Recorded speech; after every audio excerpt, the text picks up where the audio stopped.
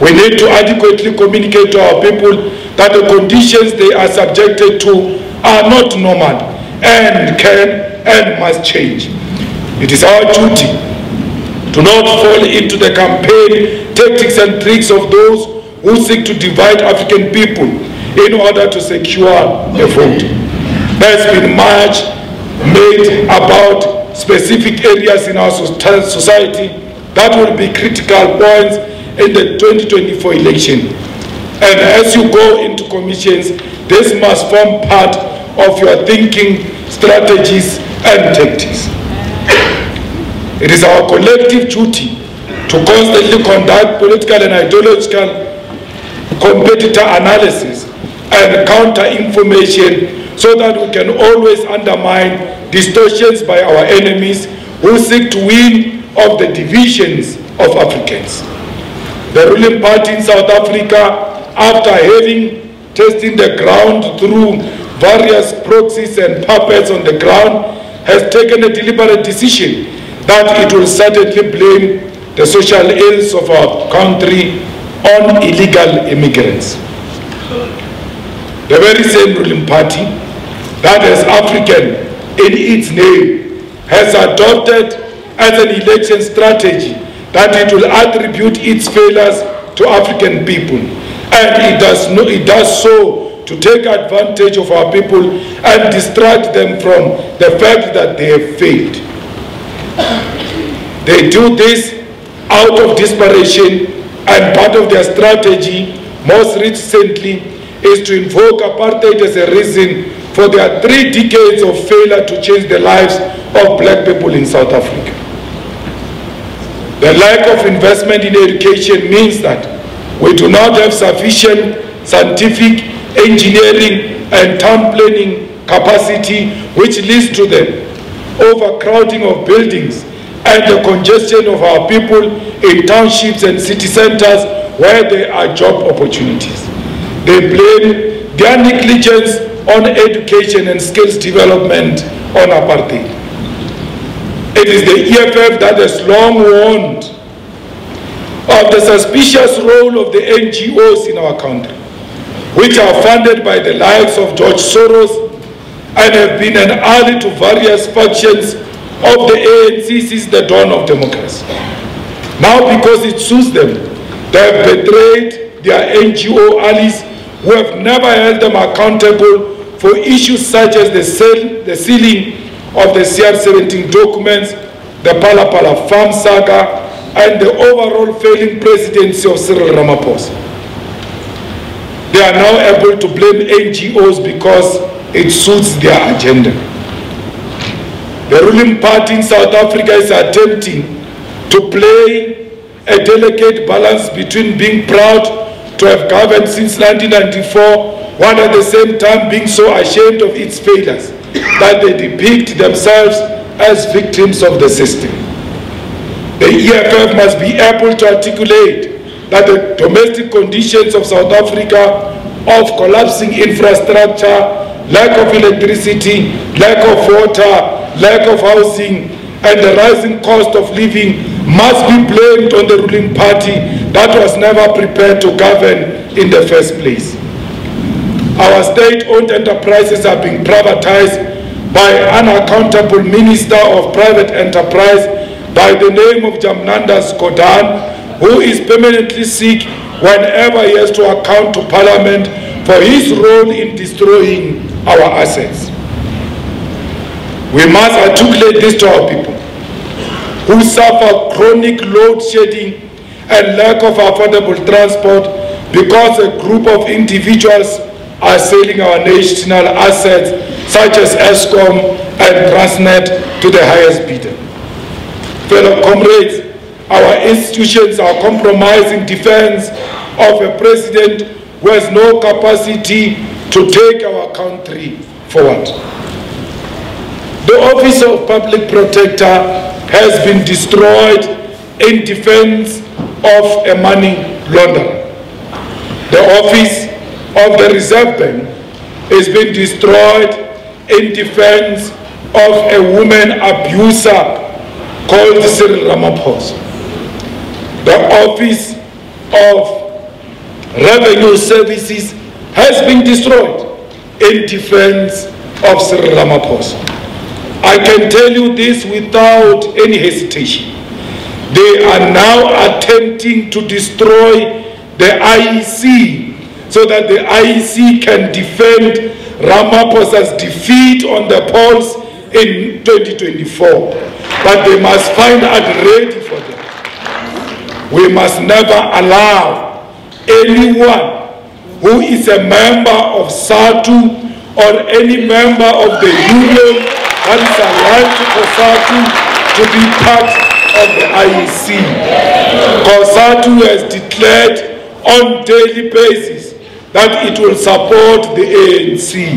How can members of unions aligned to COSATU be allowed to go and be presiding officers and IEC staff members at the VD level?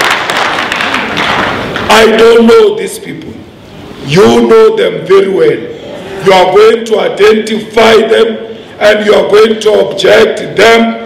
And if you see them on election day working for the IEC, we will stop the VD until those individuals are removed because they declared their intentions very clearly. Comrades, why do you hire teachers who are affiliated to SATU when there are so many young people in South Africa who are unemployed, who can get an opportunity on that day to work for 1 or 2 days and something and be able to earn something for a living? Comrades, there are a lot of people who are not registered to vote. Home Affairs and IEC, they are refusing with the data of the people who are not registered to vote. When you are a South African, you have an ID. Home Affairs has got a data of all of us. Therefore, Home Affairs will have a data of all those who have turned 18 and above. And because the IEC works under Home Affairs, then Home Affairs will give to the IEC that these are the people who are 18 and above South Africans, all of them. Then the IEC will plug that into their system. Then it will tell them those who are registered and those who are not registered. Therefore, we'll have names, surnames and addresses of people who are not registered to vote so that we can go to those people and convince them about voting. Because if you do not vote, you are actually voting for the ANC by not going to vote. So we need to convince these people. But the IEC is refusing with their data.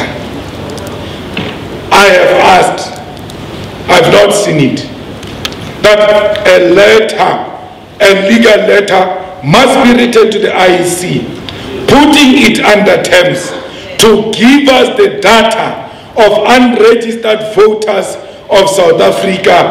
And if the IEC refuses to give us the data, we must go to the electoral court and say, how are we expected to fight for free and fair elections when the IEC is refusing us with information that will create free and fair election and ensure that there is maximum participation on the election day after we have registered these unregistered voters?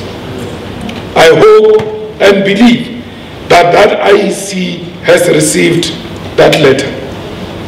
Comrades, when we go into doing this work of campaigning, we must never forget that we are government in Johannesburg. Yes. And that when we campaign, we must never forget our responsibilities to the people of Johannesburg as MMC or public safety and health respectively. Deliver to our people. Don't say now we're going to elections, I'm no longer delivering to our people, I'm going to campaign. As MMC or public safety and health, the reason you are appointed It is because you are an all-rounder. You can campaign and MMC at the same time and never neglect that responsibility. I'm very happy with the role that the MMC of Public Safety is playing in Johannesburg, especially recently with hijacked buildings and the dilapidated buildings in the CBD of Johannesburg. We want him to continue to fight. I was very happy when you put that Panyaza in his place and made sure that the voice of the municipality was heard, because you are not under administration. Don't go into the municipality and think you have a responsibility to impress mayors and premiers of the ANC. You have no such a responsibility. Neither do you have a responsibility to respect them. They don't deserve our respect. They've sold out our people. We are in this situation because of them. My week was made. You see, my voice and my nose are troubled.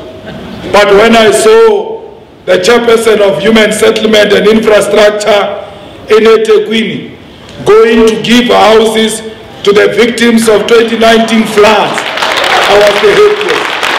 But this is what our government must do. You must deliver to our people. When the MMC of Infrastructure in Mohali City continues to close potholes and go into the squatter camps and fight for opening roads, access roads into those informal settlements. I'm happy because we said to our people,